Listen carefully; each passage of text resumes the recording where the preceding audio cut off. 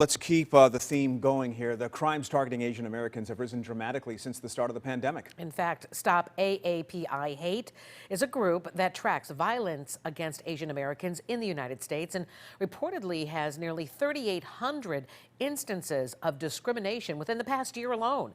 We'd like to right now bring in Ana Guevarra. She is from the UIC. She is an associate professor there, and she is the director of Global Asian Studies, Hate Crimes Against Asians in America.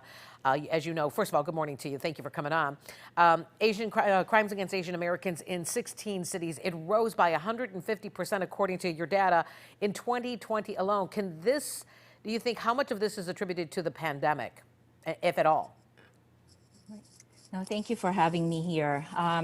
This is, not just because of the pandemic. This is really part of a long history of anti-Asian violence, and we can look at a number of actions that have been directed towards Asian and Asian American communities for decades, including exclusionary policies that have barred migration of particular populations to the U.S., the exclusion of Chinese women in the 19th century, the murder of Vincent Chin, who was scapegoated during the U.S. economic recession, the post 9/11 violence against Muslims and Sikhs, and so on. So that, what is happening now in the aftermath of the pandemic is really more of a continuing kind of pattern that we have seen in history. And the other, I also want to point out the other explanation here is that for Asian and Asian Americans, we really occupy a very fraught, position in the U.S. Landscape. At times we're considered the model minority, at other times we're the yellow peril. And so it's a community that becomes, easy scapegoats, especially in times of economic and public health crises, such as what's happening now with the pandemic. So the pandemic really just underlined. I want to pose a question to you that I posed to that reporter in Atlanta. Right. Local law enforcement there in Atlanta is taking a lot of heat from anti-defamation groups. They believe that they did Asian Americans a disservice by taking the confession of the shooter at face value. He said this was more about a sexual issue that he has, and that this was not hate motivated. And yet we don't know his background, his political affiliations. They apparently haven't looked deep into his social media posts. Are you at all concerned that there was a rush to judgment with regard to a motive there?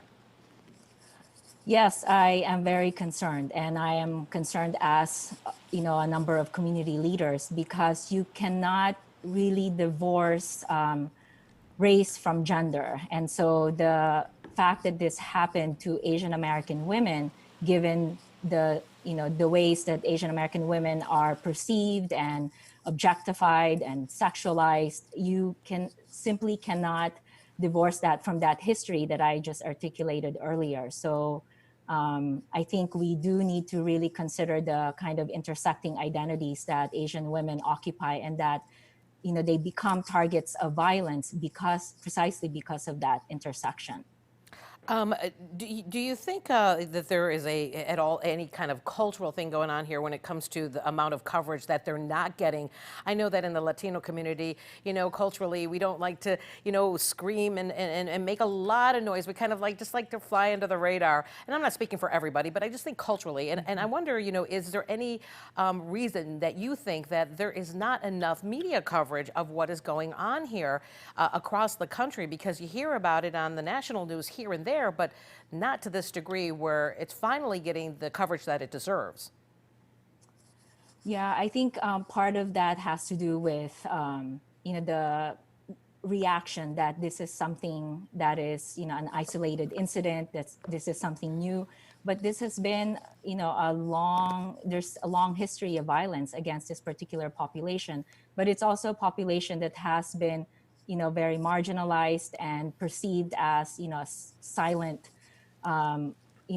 community that, don't speak up, that don't make trouble. And so that kind of gets perpetuated, and it does produce a kind of cultural silence. And not because the community is silent or want to be, but they've been sort of heralded as a group that, is really marginal to this landscape. And it is it is often, because of the model minority myth that has really erased the discrimination that this community has faced. And so I think that compounds this kind of culture of marginalization and culture of silencing that we are seeing. And that's why you are also not seeing a lot of media coverage. I think a lot And of so Chicagoans of Asian descent would totally agree with you. Anna Guevarra, we got to end it there, but thank you so much for getting up early and sharing your thoughts with us. Appreciate it. Thank you.